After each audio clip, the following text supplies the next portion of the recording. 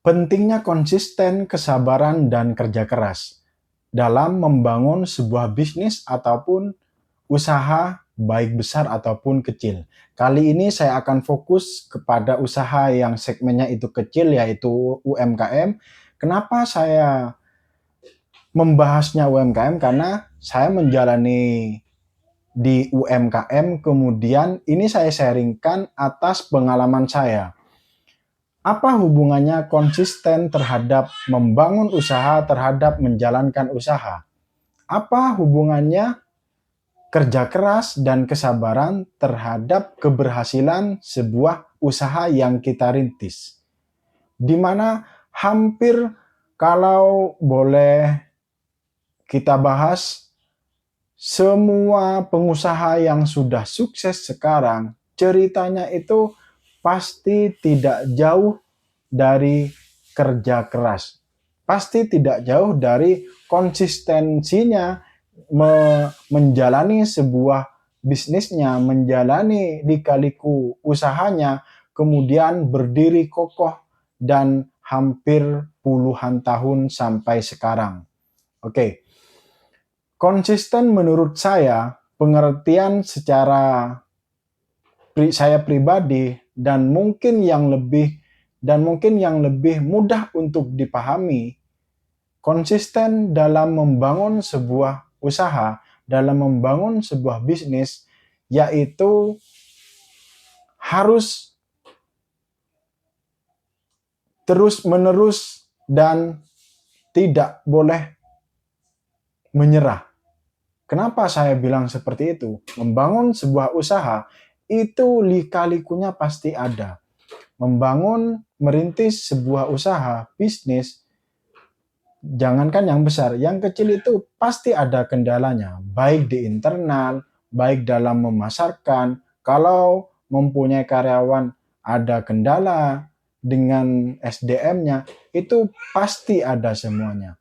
Namun dengan problem seperti itu, apakah kita akan menyerah? Jangan. Karena ada pengusaha kaca yang kebetulan dulu itu nasabah saya berpesan kepada saya, kalau mau ngomong untung, bicaranya itu bukan sekarang, bukan 1 sampai 5 bulan baru merintis, jangan. Namun, kalau mau ngomong untung dan rugi, pada saat usaha tersebut sudah mulai 5 tahun, itu katanya. Dan insya Allah, kata-katanya itu masih terngiang-ngiang sampai sekarang. Ya, kok ukurannya kok sampai 5 tahun. Dan 5 tahun itu bukan waktu yang sangat sedikit. Bahkan itu waktu yang sangat lama. Akhirnya, kenapa banyak pengusaha, para perintis yang gagal? Karena tidak bisa konsisten. Karena tidak bisa sabar. Dan karena mungkin kerja kerasnya itu kurang. Kenapa saya bilang seperti itu? Kalau faktanya mengutip dari pengusaha kaca yang berhasil di tahun-tahun yang mungkin umurnya itu sudah di atas 50-an ke atas, maka perjuangannya itu berarti berapa tahun dia memulai. Kemudian saya tanya, mulainya itu di tahun berapa? Hampir di umur 30-an baru mulai usahanya. Seiring berjalannya itu, ya kalau saya bilang, pertamanya ngontrak dulu tempat, kemudian berkembang usahanya, akhirnya bisa beli tempat, kemudian bisa menambahkan investasi-investasi lainnya. Dan juga ada cerita dari, kebetulan saya dulu kerja di bank, dan hubungannya itu para pelaku usaha, para pelaku pengusaha lah, minimal UMKM, dan yang lebih sering ketemu dengan saya adalah pengusaha, menurut saya itu kelas menengah. Ada suatu pembicaraan juga kepada pengusaha bengkel di dekat rumah saya. Memulainya itu ya bukan langsung seperti yang saya lihat sekarang, seperti yang saya lihat pada saat mau pengajuan bank, kemudian sudah lolos di pengajuan di bank. Tidak.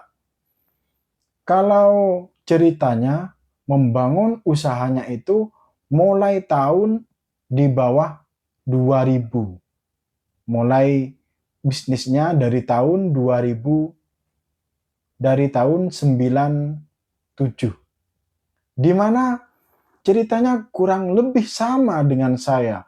Mungkin juga sama dengan para penonton sekalian yang baru mau merintis usaha dan masih bingung dengan ide dan mau usaha apa. Hampir problemnya itu sama. Pertamanya itu ya merantau, kemudian merintis bisnis, dan itu bukan langsung sukses. Pertamanya yang buka bengkel sepeda motor dan menjual onderdil spare part itu awalnya itu bekerja sebagai sales dari spare part tersebut. Kemudian seiring berjalannya waktu, mempunyai keinginan untuk bisa membangun bisnis sendiri, merintis usaha sendiri, dan tidak bekerja kepada orang. Apa yang dia lakukan? Dia mencoba keberuntungan sambil lalu menjadi sales, kemudian dia membuka warung lalapan. Di mana warung lalapannya ini menurutnya bukan tidak jalan, namun kalau kemudian difokuskan dengan realitanya masih bekerja, itu masih sangat kerepotan, dan tolak ukurnya antara gaji sebagai sales spare part-nya kemudian dengan penghasilan jualan lalapan itu tadi, itu masih jauh di atasnya sales itu tadi. Jadi gajinya itu masih lebih besar daripada penghasilan usaha yang baru dirintis ini. Kurang lebih hampir 3 bulan kemudian dirasa usahanya ini kok cuma cukup buat motor aja. Akhirnya tidak betah, kemudian beralihlah di rumahnya sendiri, di rumahnya kemudian membuka bengkel. Kenapa bengkel? Karena pengetahuannya itu ataupun basic dan kemampuannya itu ya memang di seputar otomotif. Karena sebagai sales dari spare part tersebut, akhirnya sudah tahu cara kulaan seperti apa, keuntungannya seberapa, kemudian awalnya di rumahnya itu menjual spare part. Entah itu ban dan lain-lain dari 1, 2 dulu. Kemudian singkat ceritanya seiring berjalannya waktu, di rumahnya itu ada beberapa spare part, kemudian ternyata kendalanya orang ataupun kebutuhan orang itu bukan cuma spare part-nya aja, tapi jasa untuk membenarkan ataupun jasa untuk servis sepeda motor itu. Dimulai dari tembel ban dulu. Karena kebutuhan masyarakat katanya waktu itu membutuhkan tembel ban. Akhirnya sambil lalu menjual spare part dan masih bekerja sebagai sales, kemudian dia juga membuka layanan jasa tembel ban. Kemudian seiring berjalannya waktu kok permintaan dan semakin banyak, dimulailah untuk nyervis dan lain-lain. Kemudian ketemu nih titik terangnya. Pendapatan di usaha yang dirintis ini dengan gaji yang dilakoni sebagai sales spare part tadi itu rasa-rasanya realistis untuk bisa ditinggalkan, itu masih sangat layak. Akhirnya keputusannya meninggalkan pekerjaan yang lama kemudian fokus di bisnis yang ini. Dan sampai sekarang itu alhamdulillah menurut ukuran saya itu sukses dan bisa dikatakan sangat cukup. Toko bengkelnya itu besar, spare part-nya banyak, jualannya banyak, kemudian yang datang juga banyak, artinya kan jalan usahanya. Namun apakah itu dimulai ataupun perjalanannya tidak ada kendala? Pastinya ada. yang namanya usaha, yang namanya merintis, pedagang dalam hal ini, pasti sangat dekat dengan problem-problem sesuai dengan usahanya. Yang paling utama problemnya itu ya pada saat sepi. Itu apakah problem? Menurut saya ya problem. Dan memang yang paling terdekat pada pedagang, para pelaku bisnis, ya pada saat pembeli itu sedikit. Dan berkat konsistensi dan dia yakin untuk kalau usaha ini memang bisa, akhirnya sampai sekarang itu menurut saya itu jauh dan sangat berkembang. Akhirnya apa? Konsistensi pengaruhnya terhadap membangun sebuah brand, membangun sebuah usaha, merintis sebuah bisnis ataupun merintis jualan, dalam hal ini mungkin lebih khusus adalah UMKM, selain modal yang ada, yaitu adalah rasa konsisten, sifat konsisten ini harus ditumbuhkan. Kalau sebelum merintis sebuah usaha sudah mempunyai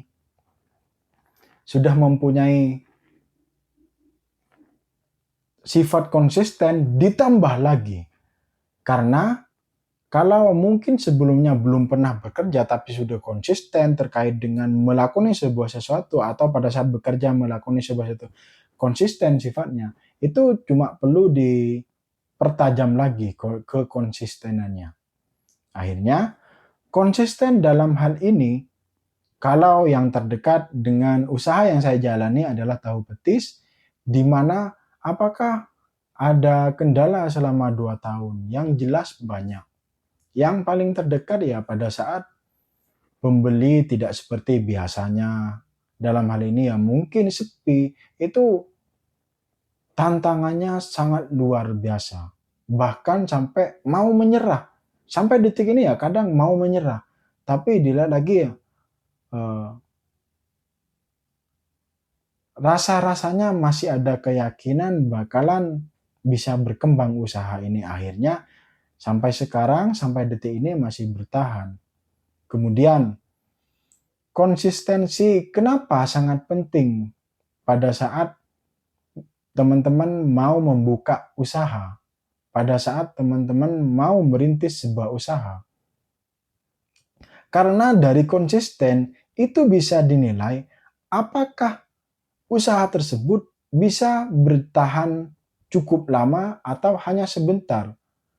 Percuma ada orang yang beli, tapi teman-teman membuka usahanya, menjalani usahanya, tidak konsisten, bakalan lari. Meskipun rame ya, bakalan lari. Oke lah, satu hari mungkin libur karena mungkin sakit atau bepergian bisa dimaklumi sama pelanggan. Tapi dalam hal ini pasar pelanggan itu sangat fleksibel. Kalau Anda tidak membuka usahanya, otomatis mencari ke toko-toko lain, ke bengkel-bengkel lain, ataupun ke usaha-usaha lain yang dimana yang dimau. Nah, pada saat ada tawaran yang sama, jualan yang sama, kemudian lebih konsisten yang satunya, saya pastikan bakalan pindah pelanggannya. Kenapa ya? Karena kalau sudah tidak konsisten dan pembeli itu ya juga malas, 1 hari 2 kali selalu tutup, itu juga menjadi pertimbangan. Kenapa? Dalam hal ini, konsisten sangat diperlukan dalam membangun bisnis, dalam membangun sebuah usaha ataupun merintis jualan. Lalu, selain konsisten, yaitu ya harus dibumbui dengan rasa ataupun sifat-sifat sabar. Harus sabar menjalani dan harus lebih semangat. Kemudian balik ke awal, usaha dengan modal di bawah 5 jutaan itu apa?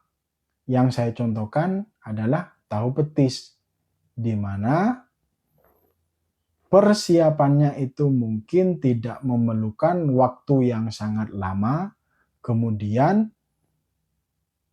secara modal itu masih bisa dikategorikan terjangkau. Apakah kalau tidak punya modal sama sekali bisa berbisnis? Ya bisa. Pilihannya mau cari investor, tapi kalau mau cari investor harus meyakinkan investor tersebut. Kalau yang kedua ialah pinjam saudara ataupun pinjam ke perbankan kalau tidak punya modal sama sekali. Namun bagi teman-teman yang mempunyai simpanan, mempunyai keinginan untuk berbisnis ataupun